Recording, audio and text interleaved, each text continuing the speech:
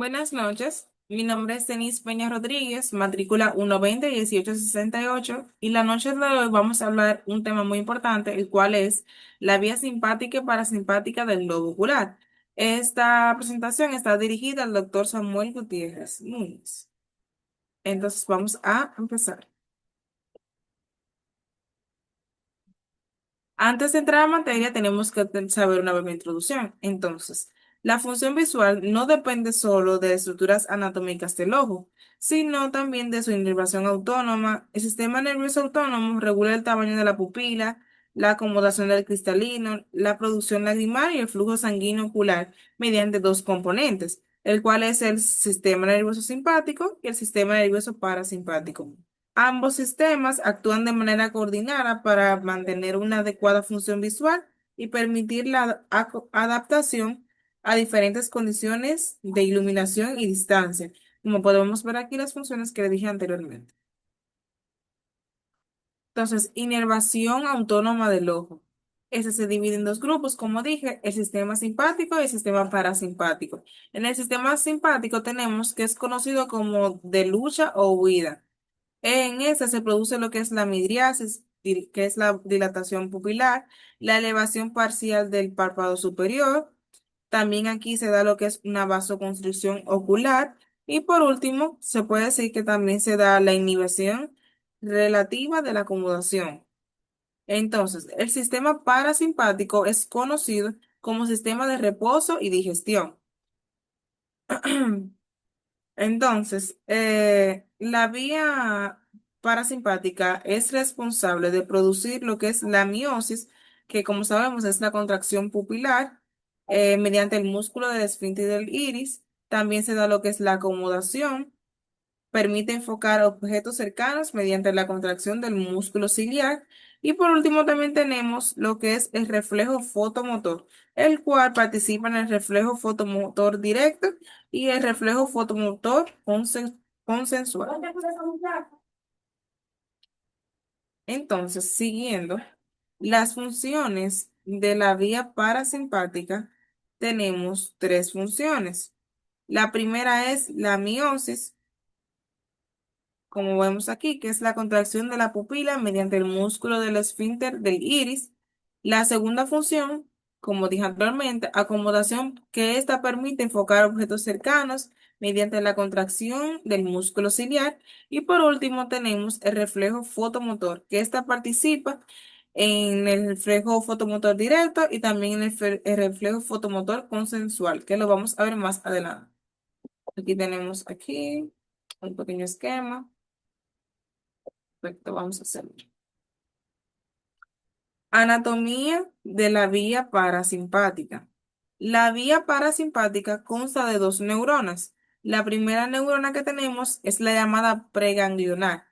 Esta surge de lo que es el núcleo de Edinger-Westphal o Westphal. Está localizado en el mesencéfalo a nivel del colículo superior y está asociado al tercer par craneal. Vamos a seguir adelante. Su trayecto es que las fibras salen del núcleo Edinger-Westphal y se incorpora al nervio oculomotor o también llamado tercer par craneal. Este nervio atraviesa lo que es el mesencéfalo, el seno cavernoso, la fisura orbitaria superior, hasta llegar a la órbita, que sería su fin o su objetivo. También tenemos lo que es el ganglio ciliar. Este es un pequeño ganglio parasimpático localizado entre el nervio óptico y el músculo recto lateral y está cerca del vértice orbitario, como lo podemos ver aquí. Aquí ocurre la sinapsis. Como saben, la sinapsis es la conexión de una neurona con otra. Entonces, siguiendo el mismo orden, tenemos la segunda neurona, o llamada también postganglionar. Las fibras salen del ganglio ciliar mediante los nervios ciliares cortos. Estos atraviesan la esclera y alcanzan lo que son el músculo esfínter de la pupila, que este es el responsable de la miosis, y el músculo ciliar, que es el responsable de la acomodación visual. Mecanismo de la meiosis. Aquí yo realizo un pequeño esquema para explicarlo mejor de manera más interactual. Entonces, el mecanismo de la meiosis ocurre cuando entra la luz al ojo. El primer paso que tenemos aquí es que la retina detecta el estímulo, luego el impulso viaja por el nervio óptico, luego llega al área pretectal, luego pasa a lo que es que el estímulo del núcleo de Endinger-Gestalt, el impulso sigue por el tercer par craneal, luego hace sinapsis por el ganglio ciliar. El séptimo paso sería que los nervios ciliares cortos activan el músculo esfínter pupilar y por último la pupila se contrae. El resultado de todos estos pasos, que en total son 8, es que nos va a dar lo que es la miosis, como ya expliqué anteriormente. Entonces, aquí también tenemos el mecanismo de la acomodación. También realiza un pequeño esquema para hacerlo más interactivo. El primer paso es, o lo primero que se hace al mirar un objeto cercano, se activa la corteza visual, luego se estimula el núcleo de Endinger-Westphal, se contrae el músculo ciliar. El cuarto paso se fue. El cuarto paso sería que disminuye la tensión zonular. El quinto, el cristalino aumenta su curvatura. El sexto, incrementa su poder refractivo. Y estos 6 pasos nos va a dar un resultado de lo que es la visión cercana nítida, sin ningún problema. Entonces, la vía simpática del ojo tiene 4 funciones. Tenemos la midriasis, que es la dilatación pupilar, como dijimos anteriormente. El segundo, que sería la elevación del párpado por acción del músculo tarsal superior del Müller o Müller. El tercero, que sería la sudoración, el tercero, que sería la vasomotricidad ocular, también sería la regulación del calibre vascular. Y por último, tenemos lo que es la sudoración facial en regiones asociadas. Vamos a seguir. Entonces aquí realice un pequeño recuadro para explicarlo más fácil. Entonces, organización de la vía simpática. Aquí tenemos las 3 neuronas que son primera neurona, que es la central, la segunda neurona preganglionar y la tercera neurona, la postganglionar, como expliqué anteriormente, pero aquí lo vamos a ver más detallado. Entonces, la primera neurona, que es la central, su origen nace del hipotálamo posterolateral y su trayecto va que desciende por el tronco encefálico, mesencéfalo, protuberancia y bulbo hasta la médula espinal. La sinapsis de esta será en el centro ciloespinal de Buschel, es decir, entre C8 y T2. Y su función es que transmite el impulso simpático desde el cerebro hacia la médula. También tenemos la que es la segunda neurona preganglionar. Su origen viene del centro ciloespinal de Buschel en C8 y T2.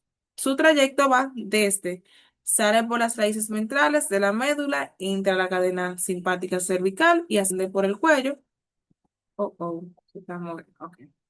Luego está su sinapsis con lo que es el ganglio cervical superior y luego de este.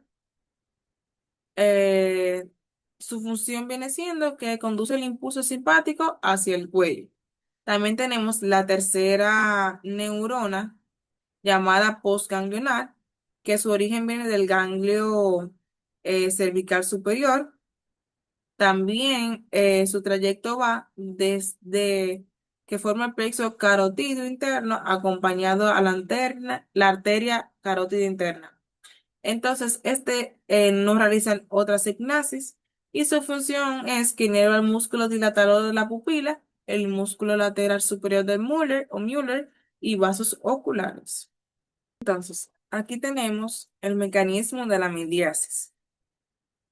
Este se dará en 9 pasos. Aquí tenemos una imagen de la midriasis. Entonces, lo primero que pasa es que el estímulo desencadenante, aquí hay un evento, es decir, que la oscuridad, el miedo, el estrés, dolor o excitación emocional activan el sistema parasimpático. El segundo paso sería el hipotálamo, se genera el impulso simpático que inicia la respuesta de dilatación pupilar. El tercer paso sería que el impulso descendiente por el tronco o desciende por el tronco cefálico hasta el centro espinal de Budget, que sería entre C8 y T2. Este impulso desciende por el tronco cefálico hasta el centro espinal de Budget. Y el cuarto paso sería que la segunda neurona simpática sale de la médula espinal y asciende por la cadena simpática cervical. El quinto paso sería el ganglio cervical superior se realiza la sinapsis entre la segunda y la tercera neurona en el quinto paso. En el sexto paso se da lo que es la tercera neurona simpática. ¿Qué pasa aquí? Bueno, las fibras viajan por el plexo carotídeo interno y llegan a la órbita. En el séptimo paso tenemos que los nervios ciliares largos conducen el impulso hasta el iris. En el octavo paso tenemos que el músculo dilatador de la pupila se contrae, en esta se contraen las fibras radiales del iris. Y por último tenemos el resultado final, que, ¿qué sería de esto? Bueno, la pupila aumenta su diámetro o también llamado midriasis, como vemos aquí, el diámetro de la pupila aumentado. Reflejo fotomotor. El reflejo fotomotor tiene dos vías, la vía aferente y la vía eferente. La vía aferente, esta se da por lo que es la retina, el nervio óptico, que es el segundo par craneal, quiasma óptico, tracto óptico y el área pretectal. La vía eferente se da por el núcleo de Edinger-Westphal, el tercer paracraneal, el ganglio ciliar, los nervios ciliares cortos y el esfínter pupilar, como vemos aquí en la imagen. Aquí pasa el estímulo, pasa lo que es la retina, la mácula en específico la mira, que o toma la señal, la lleva hacia las fibras nerviosas hasta llegar a lo que es el nervio óptico. Entonces, aquí tenemos dos tipos de reflejo. El reflejo consensual. El reflejo consensual, aquí cuando se ilumina un ojo, es decir, tiene un estímulo de luz, los ojos o la pupila iluminada se contrae. Y la pupila contralateral también se contrae. Es decir, si iluminamos este se contrae, pero también este también se contrae. Y la simpática, bueno, no va a haber ninguna acción importante. Muchas gracias.